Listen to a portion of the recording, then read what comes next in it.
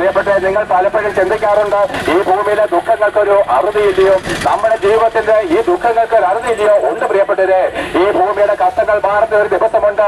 സാത്താന്റെ ഭരണം ഈ ഭൂമിയിൽ അവസാനിപ്പിച്ച് യേശുക്രിസ്തു ദൈവരാജ്യം സ്ഥാപിക്കാനായിട്ട് മടങ്ങി വരുമ്പോൾ ഈ ഭൂമിയിൽ സമാധാനം കൊണ്ട് നിറയും.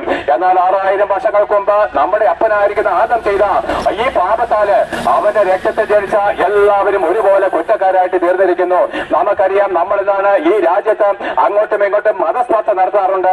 ഒരു മതം പറയുന്നു ഞങ്ങളാണ് ശരി, മറ്റവര് കള്ളം. അതുകൊണ്ട് ഒരു മതം മറ്റുള്ളവരെ നിഷേധിക്കുന്നു. പ്രിയപ്പെട്ട സത്യം നിങ്ങൾ അറിയണം, ഒരു മതത്തിലും ദൈവമില്ല. ക്രിസ്തീയ മതത്തിൽ ഉൾപ്പെടെ ഒരു മതത്തിലും ദൈവമില്ല. ഉണ്ടായിരുന്നെങ്കിൽ നിങ്ങൾക്ക് പാപമോചനം ലഭിക്കുമായിരുന്നു.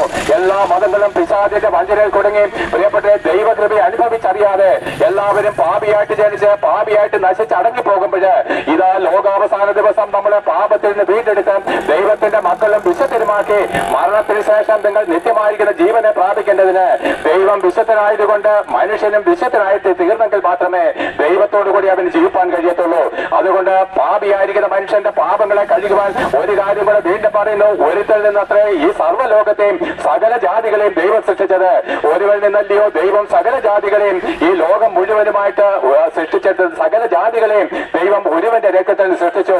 അതേ പ്രിയപ്പെട്ട ഹിന്ദുവോ ക്രിസ്ത്യാനിയോ മുസൽമാനോ ആയിക്കോട്ടെ, പഞ്ചാബി ആയിക്കോട്ടെ, യഹൂദനാകട്ടെ, യവനാകട്ടെ, വെളുത്തവരോ കറുത്തവരോ, പ്രിയപ്പെട്ട ആഫ്രിക്കക്കാരോ യൂറോപ്യൻസ് ആയിക്കോട്ടെ, എല്ലാവരുടെ അപ്പൻ ആദമാണ്. ആദം സാത്താന്റെ സന്തതിയാണ്, നരകവിധിക്ക് യോഗ്യരാണ്. അതുകൊണ്ട് ആദമിൽ ജനിച്ച സകല പുരുഷന്മാരുമായിട്ടുള്ളവരെയും എല്ലാവരും ഒരുപോലെ ദൈവസന്നിധിയിൽ കുറ്റക്കാരാണ്.